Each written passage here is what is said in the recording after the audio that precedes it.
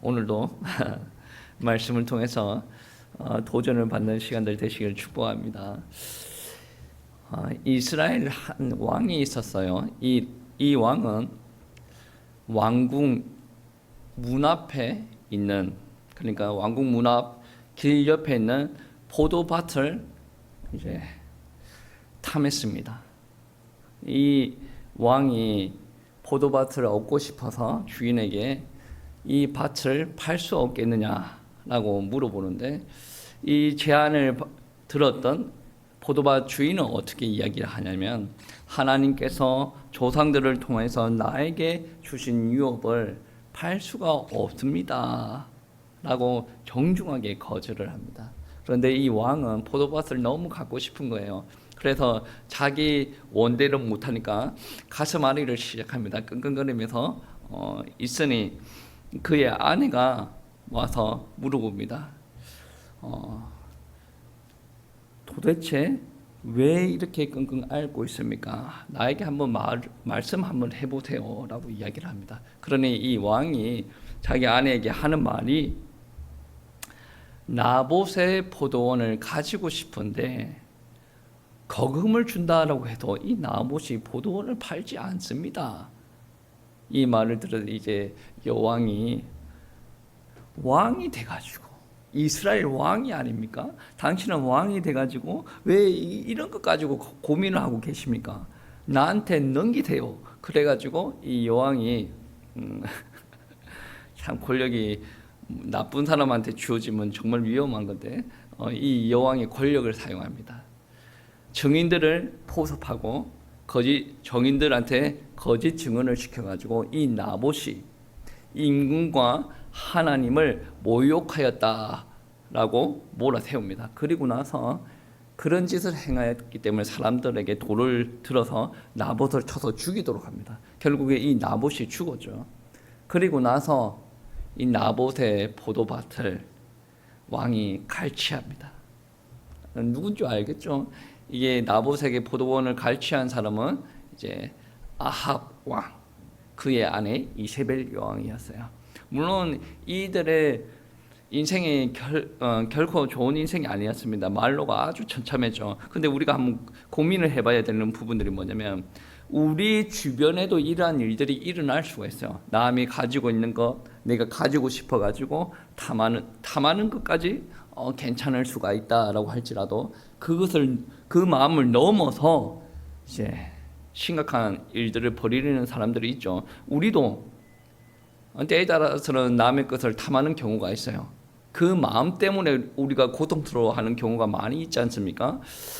우리와 그리고 아합과 이세벨이 일으키는 분쟁, 갈등이 어디서 옵니까? 어디에서 그것이 갈등이 시작이 되었습니까? 우리 안에 있는 욕심 때문에 그런 거 아니겠습니까? 욕심이 사람을 죽이기도 하고 거짓 증언도 시키게 하게 만들었다는 거죠. 1절 말씀에 보시면 이런 말씀이 있습니다. 너희 중에 싸움이 어디로부터, 다툼이 어디로부터 나느냐? 너희 지체 중에서 싸우는 정욕으로부터 나는 것이 아니냐? 이세벨과 같이 이스라엘의 왕이 되어서 그거 하나 못하겠습니까 하는 교만, 그리고 하나님의 법을 경히 여기면서 사람들에게 거짓 증언을 시키고 그 나봇을 죽이는 그러한 교만한 마음, 그 마음에는 욕심이 지배하고 있었다라는 말이 됩니다. 여러분, 오늘 본문에서 야고보는 이런 욕심을 포기하지 못하면 두 가지 불행을 경험하게 된다라고 이야기합니다. 그 두 가지 불행이 무엇이냐면, 첫 번째가 분쟁이고 그 다음 것이 기도의 무응답이라는 말씀입니다. 우리 삶의 현장에서 경험되는 일체의 분쟁이 결국 욕심 때문에 나타난다라는 것을 이야기를 하는 겁니다. 그러니까 여러분의 삶의 현장에서 내가 가지고 있는 욕심만 내려놓으면 대다수의 분쟁이 사그라든다라는 말을 이야기하고 있는 거죠. 욕심 분쟁, 그런 이야기, 그렇지 생각할 수도 있는데, 그 다음 것이 또 중요합니다. 그 다음 것이 아무리 기도를 하여도 하나님께서 응답하지 않는다. 무엇 때문에? 욕심 때문에 응답하지 않는다. 정욕 때문에 응답하지 않는다. 여러분, 기도는 무엇입니까? 우리가 하나님과 소통하는 창구입니다. 나의 갈급함 하나님 앞에 아뢰기도 하고, 그때 하나님께서 우리에게 공급하여 주시기도 하고, 우리가 정말로 하나님의 자녀, 나에게 하나님의 생명이 있다라고 한다면 기도를 계속 하게끔 되어지죠. 그런데 기도는 다르게 또 이야기를 하면 하나님의 뜻을 이루는 방편이다라는 거죠. 제자들이 예수님한테 기도를 어떻게 합니까? 라고 물어봅니다. 그 예수님께서 기도를 가르쳐 주시죠. 그 기도를 가르쳐 주시는 대목 중에 하나가 하나님의 뜻이 하늘에서 이루어진 것 같이 이 땅에서도 이루어질 것이다 라고 가르쳐 주시지 않습니까? 그러니까 우리가 기도할 때 하나님의 뜻이 이루어진 것 같이 이 땅에서도 이루어지도록 우리가 하나님의 뜻을 내 마음에 새기고 내가 하나님 앞에 기도를 하면 이 땅에서 이루어진다라는 말이 되는데, 우리가 기도를 그렇게 잘 하지는 않습니다. 내가 욕심이 그 욕심을 품고 하나님 앞에 간절히 기도하고 금식 기도도 하고 그런데 응답이 없죠. 하나님이 살아계시지 않는 것 같아. 아닙니다. 하나님의 뜻과 맞지 않는 기도로 우리가 해서 그렇다라는 거죠. 3절 말씀해 보시면 구하여도 받지 못하면 정욕으로 쓰려고 잘못 구하기 때문이다. 야고보는 좀 타이르면서 이제 말씀을 전하지 않습니다. 어떻게 보면 민망하게 상대방이 부끄럽게 생각할 수 있을 만큼 섭섭할 수 있을 만큼 직선적으로 이야기합니다. 너희가 기도 응답을 못 받는 것은 정욕으로 너희가 구하기 때문이다 라고 이야기하는 거죠.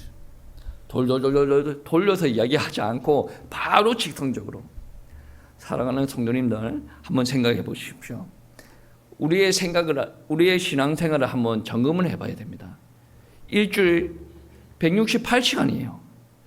우리가 어디에 가장 많은 시간, 에너지, 우리 돈을 바치고 있습니까?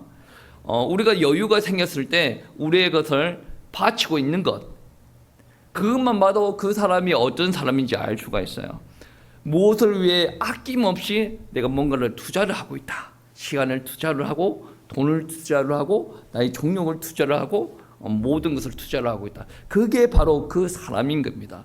왜 그러냐면 무엇을 위해 아끼지 않는다라는 것은 그 사람 안에 무엇을 원하는지 알 수가 있는 거죠. 여러분, 그것이 바로 우상입니다. 정말로 하나님을 믿는 사람들이 하나님을 위해서 나는 나의 돈, 경제, 나의 마음, 나의 몸, 나의 시간, 나의 모든 것을 하나님 앞에 드립니다. 이거는 문제가 되는 일이 없어요. 그거는 하나님께서 원하시는 일이니. 그런데 우리가 세상을 접하고 살아가고 또 우리가 마음 안에 정욕이 있다 보니 늘 생각하는 거죠. 나는 이것 하고 싶어, 저것 하고 싶어. 근데 하나님과 동떨어져 그런 것을 하는 것을 보고 우리는 우상 숭배라고 그러죠. 기도도 마찬가지입니다. 여러분 기도 많이 하셔야 됩니다. 근데 기도를 여러분의 우상을 위해서 기도를 하고 있다라고 한다면 약간 한번 고민을 해봐야죠. 때에 따라서는 여러분의 필요 충족을 위해서 하나님 앞에 간구할 필요도 있어요. 그런데 여러분의 기도가 우상 숭배라고 한다면 심각한 거 아니겠습니까? 내가 때에 따라서는 하나님께서 가장 기뻐하시는 것, 하나님의 뜻을 세우고 내가 세상 가운데 견고하게 우뚝 서야 되는데 그거를 위해서 내가 하나님 앞에 기도한단 말이에요. 그러면 우리의 기도 제목은 하나님께서 기뻐하시는 뜻을 품고 기도를 해야 돼. 물론 여러분의 기도 제목과 좀 동떨어져 있을 수도 있는데, 여러분 기도할 때 하나님, 저는 영혼 구원을 위해서 나의 에너지를 쏟겠습니다. 하나님, 나는 세계 복음화를 위한 일꾼이 되겠습니다. 하나님, 저는 우리 교회 지체들의 연약함을 두고 저는 기도를 하겠습니다. 하나님, 우리 한국교회 여러 지역교회가 있고 세계 곳곳에 여러 지역교회가 있는데 저는 내가 미치는 지경 안에서 여러 지역교회를 위해서 기도하겠습니다. 영국교회가 지금 무너져 내리고 지금 미국 교회도 퇴락의 길을 걸어간다라고 이야기합니다. 근데 한국교회는 지금 어떻습니까? 한국교회는 지금 부흥하고 있습니까? 조금씩 부흥하는 교회도 있는데 전체적인 데이터가 한국 교회가 지금 엄청 쇠락의 길을 걷고 있습니다. 저는 한국 교회들을 위해서 저는 기도하겠습니다. 이거는 어떻게 생각하더라도 하나님께서 100% 원하시는 기도 제목입니다. 여러분이 이 기도 제목을 붙들고 여러분이 기도한다라고 한다면 하나님께서 여러분을 축복 안 하실 이유가 없다라는 거죠. 하나님께서 기뻐하시는 기도 제목을 만드시고 기도하시기를 축복합니다.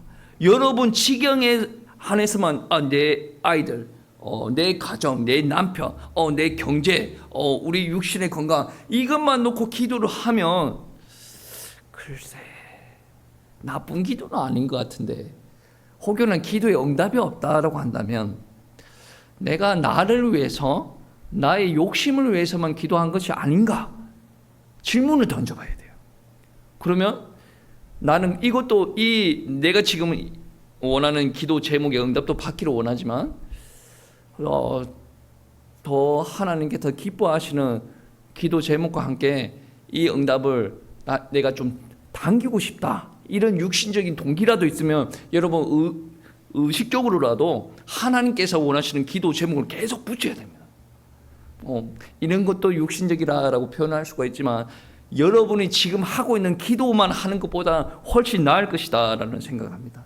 6절을 한번 읽어보십시오. 그러나 더욱 큰 은혜를 주시나니 그러므로 일러스되 하나님이 교만한 자를 물리치시고 겸손한 자에게 은혜를 주신다 하였느니라. 여러분을 위해서만 살지 마시고 하나님을 위해서 사십시오. 이게 선택입니다. 욕심은 내 것을 자꾸 채우려고 합니다. 그렇다 보니 하나님께서 우리에게 명령하시는 것 거부합니다.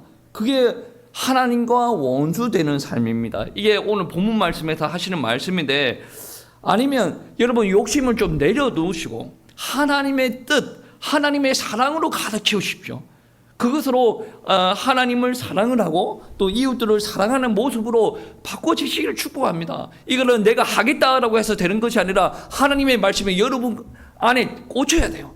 하나님께서 성령을 부어 주셔야 된다라는 말씀입니다. 내가 그렇게 살아봐야 되겠다라는 동기가 결단이 섰다라고 한다면 이것 또한 하나님의 은혜인 줄 믿습니다. 여러분의 욕심과 결별하십시오. 여러분의 욕심을 붙들고 사는 것이 결코 여러분 잘 사는 게 아닙니다. 여러분의 욕심을 붙들고 살아봤자 여러분이 만든 인생들 아닙니까? 하나님께서 역사 안 하실 겁니다. 근데 욕심을 조금 내려놓고 하나님의 뜻을 받아들인다면 여러분이 상상도 못한 일들이 여러분의 삶의 현장에 그리고 여러분의 인생에 펼쳐질 줄 믿습니다. 바울이 고백했죠. 내 정욕과 탐심을 십자가에 못 박았다. 바울이 망했습니까? 오늘날 모든 그리스도인들이 바울을 존경하고 동경합니다. 바울이 했던 대로 살아가기를 원해요. 우리도 십자가에 못 박으시길 축복합니다. 하나님의 은혜에 내려놓으시길 바랍니다. 그런데 욕심을 버리는데 어렵다. 그 이유가 있습니다. 뭐냐면 욕심 배후에 역사하는 영이 있기 때문입니다. 야고보는 7절 말씀에 마귀를 대적하라 라고 이야기합니다. 마귀가 우리 안에 욕심을 충동질합니다. 그리고 우리로 하여금 이기적인 존재로 만듭니다. 그리고 교만하게 만들죠. 교만한 영이기 때문에 마귀가 교만한 영이기 때문에 교만한 영이 우리 가운데 들어오면 당연히 교만해지는 거고 그 교만으로 말미암아 욕심과 정욕이 이제 강력해지는 거고 극도로 이기적인 존재로 된다라는 말씀입니다. 마귀가 된 본래의 이유가 뭔지 아십니까? 이사야서 14장 12절 말씀에서 12절에서 14절 말씀에 보시면 이런 말씀이 있습니다. 여러분 다 아시는 말씀이니 제가 한번 읽어보겠습니다.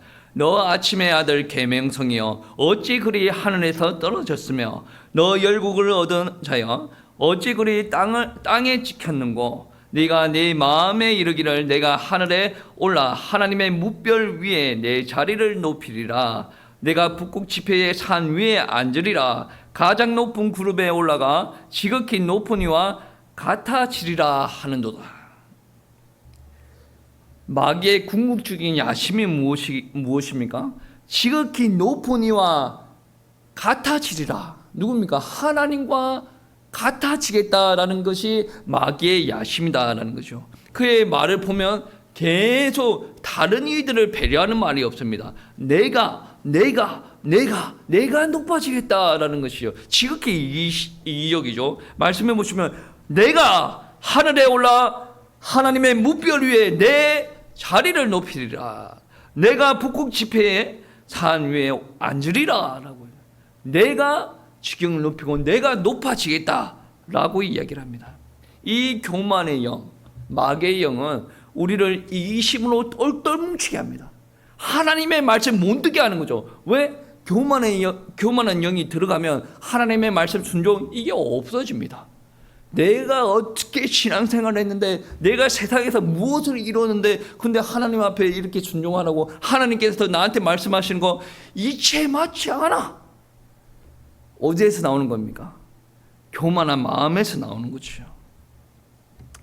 마귀는 항상 우리 안에서 우리 자신을 위하는 듯한 음성으로 속삭입니다. 때에 따라서는 합리적입니다. 아주 인격적입니다. 어떤 말이 있냐면, 여러분 한번 보세요. 아담과 하와가 선악과를 따먹고 하나님의 말씀을 어기지 않습니까? 여기서 어떤 사람들은 안 먹었어야지 이렇게 이야기를 하겠지만, 인간의 입장에서 보면 아주 설득적인 말입니다. 보암직도 하고 먹음직도 하고 지혜롭게도 할 만큼 탐스러운 열매다라고 하죠. 그리고 네가 그거를 먹는 날에는 눈이 밝아져서 하나님의 처럼 될까봐 하나님께서 그거를 못하게 했다. 얼마나 이게 합리적입니까? 근데 여러분이 신앙생활을 할 때도 그러한 경우가 있을 겁니다. 아니, 목사가 그러는데, 하나님의 말씀이 그러는데 몰라. 그거를 우리 삶의 현장을 어떻게 알아? 몰라. 목사는 모를 수는 있어요. 근데 하나님은 모를 리가 없거든요. 그래서 여러분이 합리적으로 판단한 대로 그렇게 생활을 하다 보면 아담과 하와가 실패를 경험하는 것과 같이 여러분도 실패를 경험할 수가 있다라는 말씀입니다. 그리고 마귀는 우리의 감정을 만져요. 이기심, 욕망 이런 것도 만지지만 우리 자존심을 자꾸 만진다라는 말씀입니다. 그러니까 자존심을 만지고 우리가 인격적으로 존중 못 받는 것 같으면 우리 마음 가운데 혼란이 계속 일어납니다. 그러니까 우리가 계속 마귀를 계속 대적해야 되는 부분들이 뭐냐면, 하나님의 사랑은 절대적인 사랑이에요. 하나님께서는 우리에게 뭔가를 기대하지 않습니다. 그냥 우리를 구원하시기를 원하는 하나님의 사랑이란 말이에요. 그 절대적인 사랑이 있는데 마귀가 그 안에서 역사를 하면 절대적인 사랑에 우리가 반응을 하지 못하게 막는다라는 말씀입니다. 절대적인 사랑이 오면 내 삶의 현장에 어떠한 일들이 일어나든지 간에 하나님의 사랑으로 말미암아 나는 행복할 수가 있습니다. 하나님께서 나에게 헌신을 요구한다면 얼마든지 헌신을 할 수가 있습니다. 그런데 그 안에 하나님의 사랑과 나의 사이에 마귀가 역사를 하고 있다라고 한다면 절대적인 사랑이 느껴지지 않습니다. 헌신을 요구하는 게 꼭 하나님께서 나를 사랑하여서 헌신하는 게 아니라 어쩔 수 없이 이렇게 해나가는 헌신으로 느껴질 수가 있다라는 겁니다. 그렇기 때문에 우리는 마귀한테 지배받지 않도록 마귀한테 대적해야 됩니다. 우리는 하나님의 편에 서서 마귀의 속셈을 알고 대적을 해야 된다라는 말씀입니다. 오늘 이 자리에서 결단을 하십시오. 하나님의 편에 서고 마귀를 대적하십시오. 만약에 내일 결단한다라고 생각을 한다라고 한다면 영원한 후회가 여러분에게 찾아올 수도 있다라는 것이죠. 인간의 이성이 아니라 하나님의 절대 진리에 순종하시기를 축복합니다. 내 감정도 중요합니다. 그런데 내가 내 감정 지킨다고 할 때 내가 마귀와 싸우면서 갈등하면서 내가 내 감정을 지켜야 돼요. 얼마나 불행합니까? 그렇기 때문에 내가 내 감정이 불우하니까 이 감정을 좀 살리기 위해서 영화도 보러 다니고 여행도 다니고 막 우리 집안 이렇게 모여가지고 다 같이 행복하고 내가 만드는 거예요. 얼마나 불쌍합니까? 그렇게 기독교인들도 그런 걸 해야 되지만 내 감정을 하나님 앞에 내려놓으면 하나님께서 내 감정에 역사합니다. 원망 불평이 있으면 감사가 넘치게 하죠. 두려움이 넘치면 나한테 기쁨도 주시는 분이에요. 내 마음이 혼란하고 막 어떻게 될지 안절부절 못하고 막 그렇게 있으면 하나님께서 평안한 마음 주십니다. 이게 교회에 왔다고 해결되는 것이 아니라 내가 내 감정을 하나님 앞에 맡겨놓을 때, 내 염려거리를 하나님 앞에 맡겨놓을 때, 그게 감정이 주님께서 주시는 생각과 마음을 감찰하시는 것이 회복이 된다는 거죠. 내가 평안하면 내 직장에 가서도, 내 가정에서 자식을 대할 때도 변한 내가 자식들 앞에 서니 자식이 느낀다니까요. 내가 애써 노력하지 않더라도 변한 내가 편안한 마음으로 자식을 대하면 자식이 우리 아버지 목사님, 아무리 목사님이라도 참 목사 같지 않았던 우리 아버지가 정말로 이번 주는 하나님 앞에 은혜를 많이 받으셨는가 봐. 막 그러면서 자식이 느낄 수가 있다는. 내 감정을 초월한 기쁨, 감사, 평안, 그로부터 또 도전, 이거는 내가 만드는 것이 아니라 하나님께서 주신, 내가 하나님을 위해서 살겠다, 하나님의 편에 서겠다 라고 했을 때 하나님께서, 그리고 우리가 마귀 편에 섰을 때는 막 이기심, 탐심, 나를 위해서만 이런 게 가득했는데 하나님의 편에 서고 나서 나는 누구 편이에요? 이미 하나님 편이에요. 나는 내 편이 아니라 하나님의 편이에요. 그러면 하나님께서 나를 축복하고 다스려요. 그러면 내 마음은 어때요? 굳이 나를 위해서 살 필요가 없어요. 하나님으로부터 큰 사랑을 받았고 그 사랑을 전하는 삶을 살아가면 되는 거예요. 내 것을 챙길 필요가 없고 하나님께서 그렇게 하신다. 그러니 우리가 하나님과 우리 사이에 마귀가 지배하지 않도록 우리는 대적해야 된다. 나의 주인이 누군지, 나의 정체성이 무엇인지 알고 담대하게 선포해야 된다. 오늘 말씀은 마귀를 대적하라라고 그러죠. 마귀씨 오세요가 아니라 마귀씨요 물러가세요. 나는 하나님의 자녀입니다. 마귀야 물러가라. 예수 그리스도 이름으로 굴복받고 물러가라 라고 기도해야 되는 거 아니에요.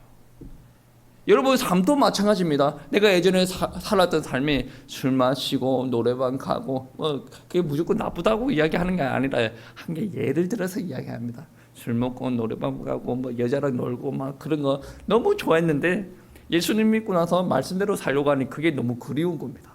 그래서 그러한 삶을 몸걸고 계속 그렇게 사는 거죠. 그러면 그 사람이 천국 못 간다, 지옥 간다 그런 말이 아니라 하나님의 편에 완전히 옮겨지지 않았기 때문에 하나님께서 그에게 주고 싶은 축복이 그의 삶에 회복이 안 된다는 말씀입니다. 그래서 여러분은 여러분 것을 강력히 주장하지 마십시오. 오늘 10절 말씀에 그런 말씀이 있지 않습니까? 주 앞에서 낮추라. 그리하면 주께서 너희를 높이시리라. 여러분 거를 계속 내세우면서 하나님이 무엇을 합니까? 나의 삶과 나의 고통, 하나님께서 무엇을 합니까? 이런 교만한 종자들이 다 있습니까? 하나님 앞에 낮추십시오. 하나님께 다 하실 겁니다. 하나님께 낮추시고 하나님을 높이십시오. 그러면 하나님께서 여러분을 높이실 줄 믿습니다. 그리고 하나님의 편에 선다라는 것은 마귀에게 대적하는 것만으로는 부족합니다. 오늘 말씀에서는 하나님을 가까이 하라라고 이야기를 합니다. 하나님을 가까이 하는, 적극적으로 하나님을 가까이 하는 일이 무엇이 있겠습니까? 오늘 말씀에서도 이야기하는데 하나님의 말씀에 복종하라. 그리고 8절 말씀에 그런 말씀이 있죠. 하나님의 가까이 하라. 그리하면 너희를 가까이 하시리라. 죄인들아 손을 깨끗이 하라. 두 마음을 품은 자들아 마음을 성결하게 하라. 슬퍼하며 애통하며 울지어다. 너희의 웃음을 애통으로 너희의 즐거움을 근심으로 바꿀지어다. 인간들이 하나님 앞에 나오면, 절대적으로 거룩하신 하나님 앞에 나오면 우리가 아무리 깨끗하다라고 할지라도 상대적으로 우리의 누추한 모습, 우리가 이렇게 교만하구나, 욕심이 많구나, 완전한 죄인 중에 괴수구나 라고 이제 인정이 되는 거죠. 그러니까 더 이상 우리가 교만할 수가 없다라는 말씀입니다. 마귀에게 대적하십시오. 깨끗하십시오. 웃음으로 애통으로 바꾸시고 즐거움으로 근심으로 바꾸십시오. 바꾸라라고 표현한 거예요. 바꾸십시오가 아니고 바꾸라라고 표현한 거예요. 이 명령은 때에 따라서는 낯설 수가 있습니다. 야고보가 왜 이런 명령을 줬겠습니까? 마귀의 속삭임에 넘어가서 벌써 시기와 다툼에 빠져서 신앙 공동체가 무너져 내리고 있다. 그래서 담대하게 명령을 한다는 거죠. 신앙 공동체가 회복이 되려면 이러한 명령어가 필요하다라는 말씀입니다. 교회에 온다라는 것은 하나님을 믿는 사람이에요. 그 하나님을 믿는 사람이 제대로 세워지고 그들로 말미암아 교회가 세워지려면 명령어가 필요합니다. 무조건 사랑합니다. 잘 지내십니까? 기도하겠습니다. 위로합니다. 그거는 당연히 이루어져야 되는 거고, 힘을 받은 사람들은 하나님 앞에 세워져야 된다. 그렇게 세워져야 우리 신앙 공동체가 시기와 다툼으로 마귀의 놀이터가 되어서 공동체가 무너지지 않는다라는 말씀입니다. 그들 안에 평안이 있고 화목이 있으면 왜 이러한 책망을 하겠습니까? 하나님의 백성으로 부르심을 받고 나서 그들의 신분과 지위를 망각을 하고 마귀에게 놀아나니까 이러한 일들을 하는 거 아니겠습니까? 하나님의 편에 서십시오. 하나님의 자녀의 정체성을 명확하게 기억하시고 하나님의 명령을 따르십시오. 망설이는 자는 어리석은 자입니다. 베드로가 주님 앞에 믿음의 고백을 하죠. 주님, 이 배에서 내가 배에서 나가서 물 위로 걸어가기를 원합니다. 오라라고 하죠. 어중간하게 갔다가 이제 물에 빠지는 일들이 벌어집니다. 저는 배에 있는 사람보다 베드로의 믿음이 대단하다라고 생각합니다. 여러분, 오늘 말씀은 회색지대가 없습니다. 하나님의 편 아니면 마귀 편이에요. 나는 둘 다 싫어. 그냥 나는 내 편한 대로 살래. 그게 바로 마귀 편입니다. 여러분, 하나님의 편에 사시길 축복합니다.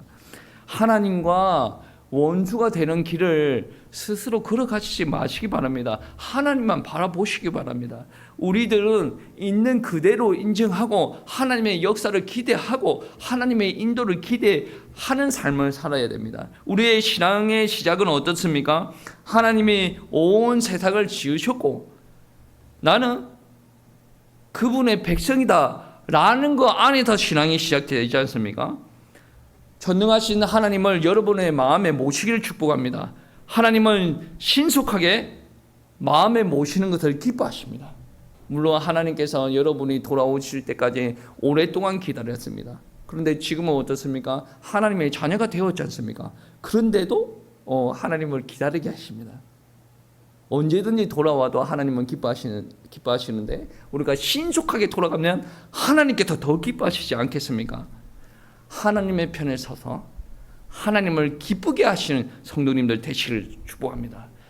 세상 짝퉁을 쫓아가려고 발부둥 치지 마시고 하나님의 진짜 보아 쫓아가시는 우리 성도님들 되시길 축복하시고 그로 말미암아 하나님의 통치를 받으시고 하나님께서 주시는 크다큰 축복을 누리시길 기도하겠습니다. 한 주 동안 승리하십시오.